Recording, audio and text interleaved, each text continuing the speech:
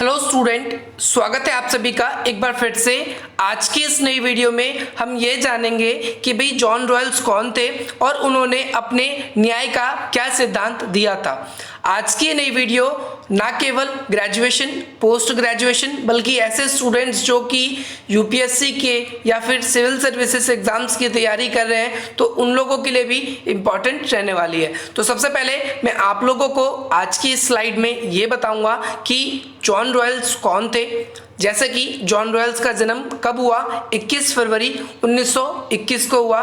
कहाँ पर हुआ? अमेरिका में। अमेरिका में एक स्थान है जिसका नाम है मैरीलैंड। यहाँ पर किसका? जॉन रॉयल्स जी का जन्म हुआ। दूसरी बात, जॉन रॉयल्स जी जो है वो एक प्रसिद्ध उदारवादी विचारक कहे जाते हैं। वो एक उदारवादी थे और राजनीतिक दार्शनिक भी थे। साथ ही साथ आपको यह भी ध्यान रखना है कि जॉन रॉयल्स ने एक पुस्तक लिखी थी। हालांकि अपने जीवन काल में इन्होंने काफ़ी सारी पुस्तकें लिखी, लेकिन इनकी एक पुस्तक जो कि न्याय के सिद्धांत के लिए बहुत ही ज़्यादा प्रसिद्ध हुई, बहुत ही ज़्यादा फेमस हुई, जिसे बोलते हैं अ थ्योरी ऑफ जस्टिस, जिसके बारे में बहुत ही ज़्यादा गहराई से अगली स्लाइड्स के अंदर मैंने आप लोगों को बताने का प्रयास किया है। तो आपको अब तक क्या चीज़ें याद रखनी है? जॉन रॉयल्स का जन्म किन स्थान पे हुआ, इसके बाद कब हुआ, कैसे विचारक थे ये, तो ये एक उदारवादी विचारक थे।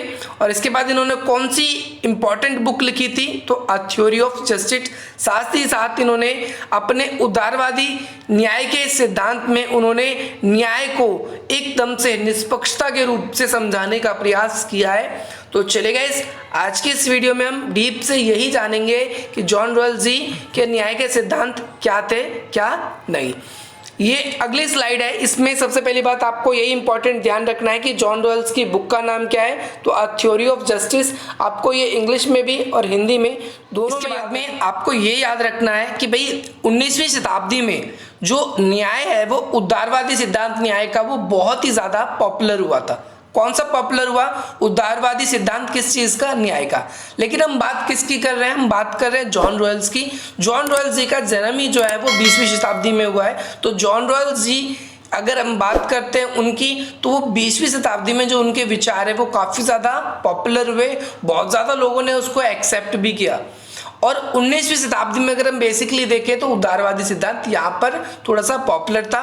कौन सी पुस्तक लिखी थी जॉन रॉयल्स जी ने? तो अ थ्योरी ऑफ जस्टिस।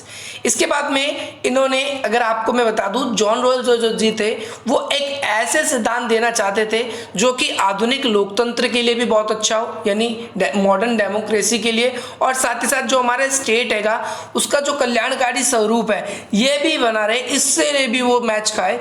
वो एक ऐसा सिद्धांत देना चाहते थे जो कि आधुनिक लोकतंत्र और कल्याणकारी राज्य दोनों के लिए हेल्पफुल हो।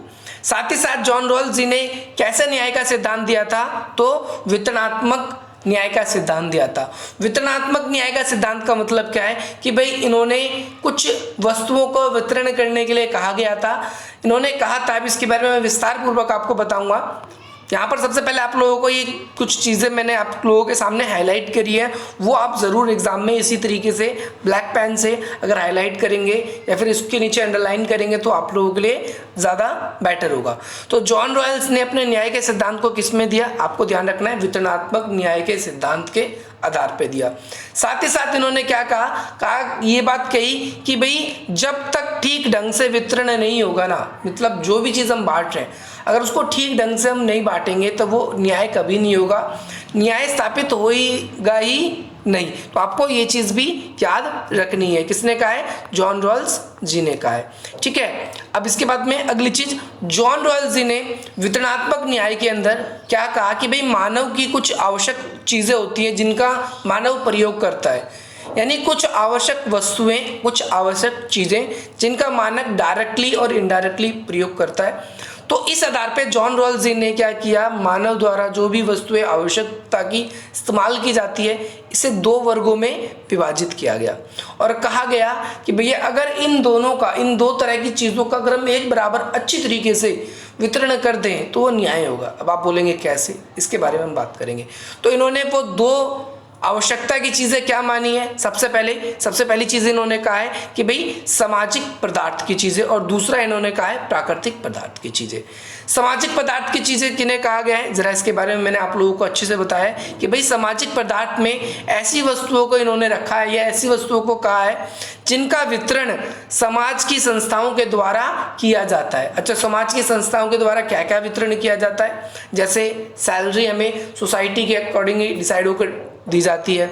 अधिकार हमें सोसाइटी को ध्यान में रखकर हमारे समाज को, हमारी संस्थाएं, अधिकार हमें वही मिल पाते हैं जो हम लोगों के लिए उपयोगी हो, समाज के लिए उपयोगी हो।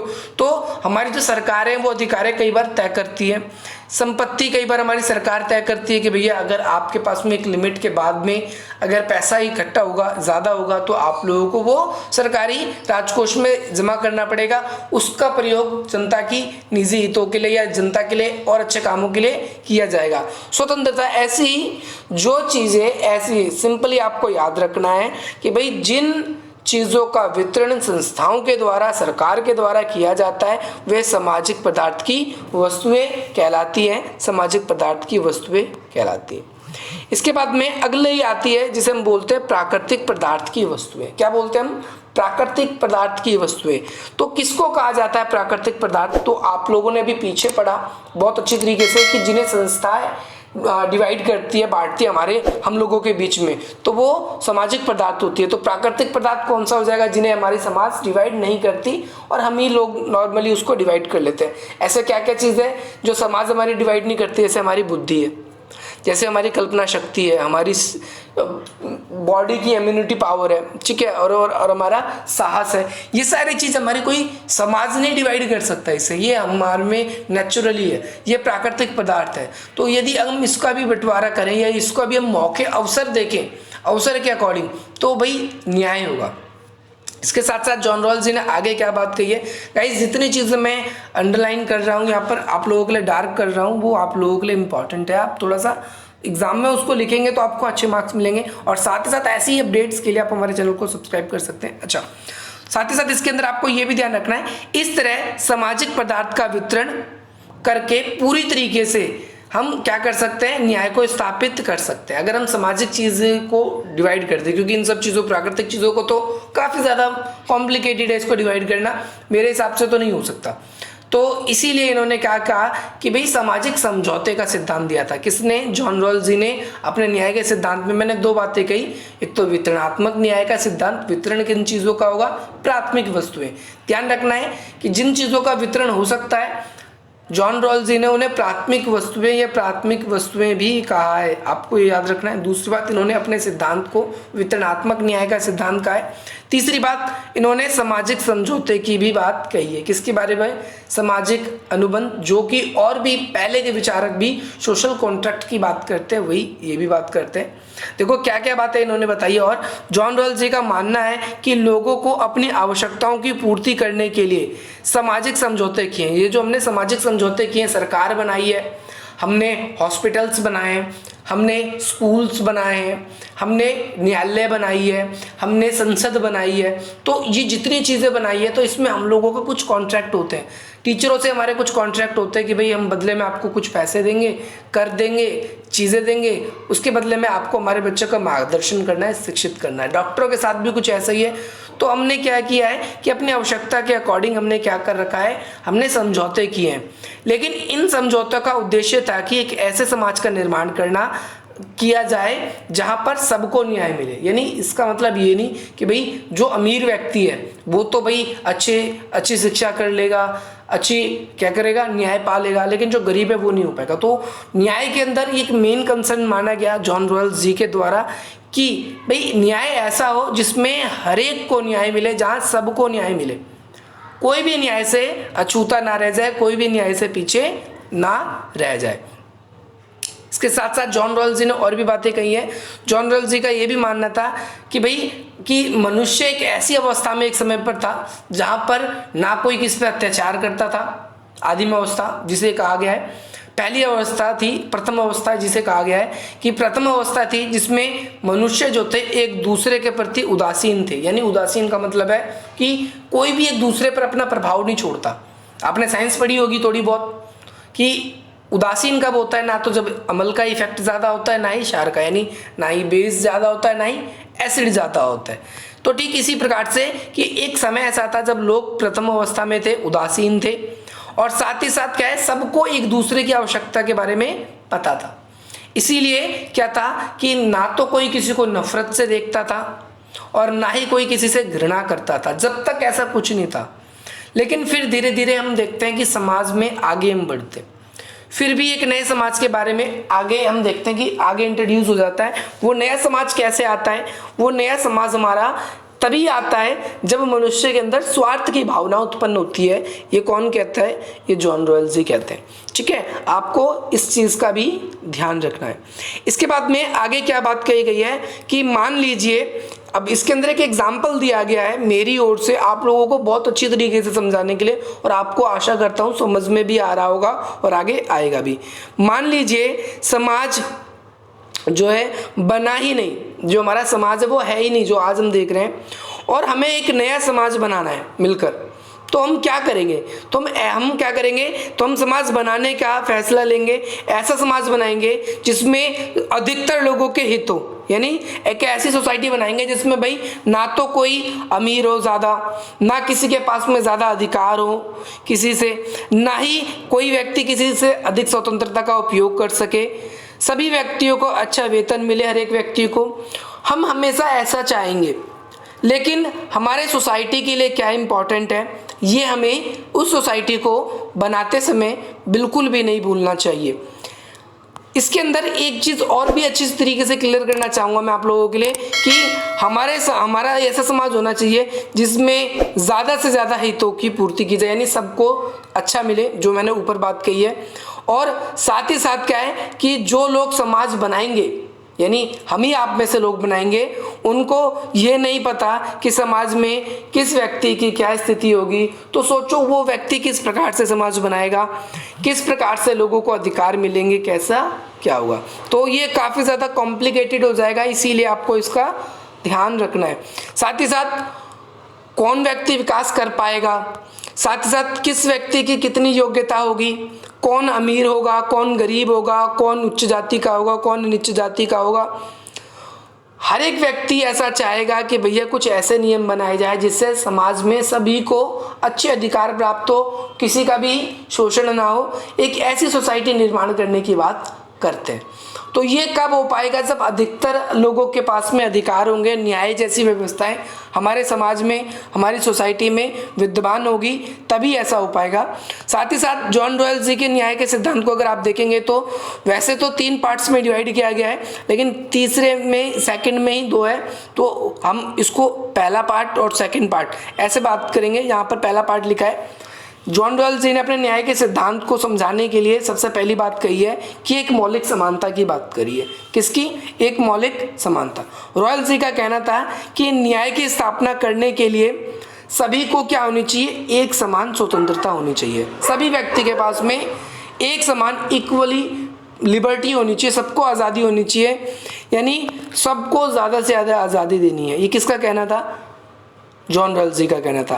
अब लोगों के पास में ज़्यादा से ज़्यादा आज़ादी होगी तो उसका क्या फ़ायदा होगा? अब यहाँ देख लेते हैं कि जॉन रॉयल्स जी के अनुसार एक ऐसा समाज बन जाएगा जहाँ पर जिसमें कम से कम लोगों के पास में आर्थिक और सामाजिक असमानता नहीं होगी। अब आर्थिक और सामाजिक समानता नहीं होगी तो सभी लोग खुश रहेंगे। आज हम एक दूसरे से अमीर गरीब के अंतर में, आज हम एक दूसरे से सामाजिक हैसियत के अंतर से हम अपना डेवलपमेंट देखते हैं। कोई ज़्यादा विकास कर लेता है, मुकेश अंबानी जी पूरी दुनिया का सबसे महंगे घर में रहते हैं, और हमारे ही इस देश के अंदर बहुत से ऐसे लोग हैं जो अपने बारिश के टाइम पे अपने छप्पर भी ढंग से मजबूती से उसको नहीं दे पाते। तो ये व्यवस्थाएं अगर हम देखते हैं हमारे देश में आज है, तो ये एक ऐसी व्यवस्था बनाई जाए जब जहाँ पर कोई भी सामाजिक और आर्थिक असमानता ना हो तो न्याय स्थापित हो सकता है। सबसे पहली चीज़ इन्होंने ये बात कही है कि भाई सबको यहाँ पर क्या मिलनी चाहिए? समानता मिलनी चाहिए। यहाँ पर ये बात हुई है। दूसरी बात क्या है कि भाई आय का पुनः वितरण कहा गया है। किसके बारे में बात की गई है? आय के पुनः वितरण।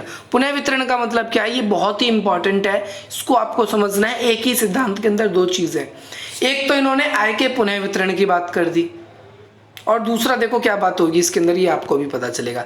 जॉन रॉयल्स जी ने बताया कि न्याय की स्थापना के लिए आय का पुनर्वितरण बहुत ज़रूरी है, क्योंकि हमारे में से ही बहुत सारे ऐसे लोग हैं जो अपना विकास तब कर पाएंगे जब हमारे सोसाइटी में लोगों को ये नहीं लगेगा कि भाई मेरे को अधिक लाभ कमाना है तो मैं ज़्यादा अमीर बन जाऊंगा।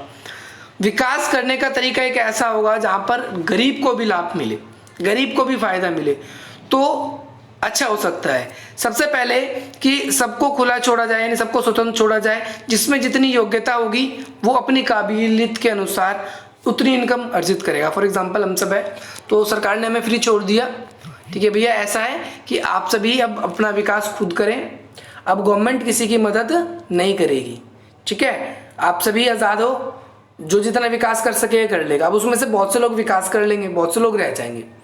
जो ऐसे लोग रह जाएंगे जिनका विकास नहीं हो पाएगा, तो उनके लिए क्या की जाएगी, एक ऐसी व्यवस्था बनाई जाए जहां पर सबको एक समान फिर अवसर दिए जाए। देखो जिन्होंने डेवलपमेंट कर लिया वो आगे बढ़ गए, जिन्होंने डेवलपमेंट नहीं किया वो यहीं पर ही है। तो अब क्या किया जाएगा कि यहाँ पर सभी लोगों के साथ एक जैसा व्यवहार किया जाएगा। अब इसमें से भी कुछ लोग विकास करके आगे बढ़ जाएंगे, लेकिन फिर भी कुछ लोग रहेंगे जो अपना डेवलपमेंट नहीं कर पाएंगे, और जो लोग डेवलपमेंट नहीं कर पाएंगे उनके लिए इन्होंने कहा कि भैया जो ये अमीर लोग डेवलप कर चुके हैं वो कुछ टैक्स की व्यवस्था की जाएगी उनके लिए, कि भैया आप लोगों ने अपना डेवलपमेंट कर लिया, आप ज़्यादा इनकम कमाते हो तो आपको कुछ टैक्स पे करना होगा, और उस टैक्स को क्या किया जाएगा, गरीब लोगों के ऊपर उनके ऊपर खर्च किया जाएगा, उनका डेवलपमेंट किया जाए, ताकि जो तबका रह गया था विकास करने में वो भी अब आगे बढ़कर आ सके, और इस तरीके से गरीबी खत्म करके समाज में एक एकजुटता लाई जा सके और न्याय को स्टैब्लिश किया जा सके। यहाँ पर हमने देखा सबको आज़ादी मिली, इसके बाद में सबको फिर क्या मिला, समानता का अधिकार मिला, और अंत में फिर आय का पुनर्वितरण विशेष लोगों के लिए विशेष ख्याल रखा गया यहाँ पर ये। तो गाइस इसी तरीके से ये जो न्याय का सिद्धांत है ये अपना आगे बढ़ता है। इसके स्लाइड में भी मैंने आपको यही बताने का प्रयास किया है। आशा करता हूँ कि आप लोगों को ये समझ में आ गया होगा कि भाई जॉन रॉयल्स जो कौन थे, साथ ही साथ उनके न्याय का क्या सिद्धांत था। अगली वीडियो में जल्द से जल्द आप लोगों के लिए लेकर आऊँगा। ये वीडियो मैं फटाफट आप लोगों के लिए इसलिए बना के लेकर आया था ताकि आप लोग अपने असाइनमेंट्स वगैरह गिनू के जो बच्चे बना रहे थे उन लोगों के कमेंट्स आ रहे थे कि सर जी जल्दी से टॉपिक अपलोड कर दो, कम से कम कुछ तो लिख लें, क्योंकि बुक्स तो कोविड-19 के कारण आ नहीं पा रही। तो गाइज आप लोगों के लिए वीडियो आ चुकी है। इसके साथ साथ मैं और भी इसकी आलोचना क्रिटिसिज्म जो है इसकी वो भी मैं जल्द से जल्द आप लोगों के लिए लेकर आऊँगा, और भी जितने भी इंपॉर्टेंट टॉपिक हैं आप लोगों के एग्ज़ाम्स के रिलेटेड, चाहे आप मास्टर्स कर रहे हो, चाहे आप ग्रेजुएशन कर रहे हो, चाहे आप सिविल सेवा एग्ज़ाम्स की तैयारी कर रहे हो, तो वो भी आप लोगों के लिए जल्द से जल्द कर दी जाएगी। आशा करता है आपको ये वीडियो पसंद आएगी। अपने अधिक से अधिक मित्रों तक, अपने अधिक से अधिक क्लास के ग्रुप्स के साथ, फ्रेंड्स के साथ शेयर करने का प्रयास करेंगे। तो गाइस मिलते हैं आपसे अपनी अगली वीडियो में। जय हिंद, जय भारत।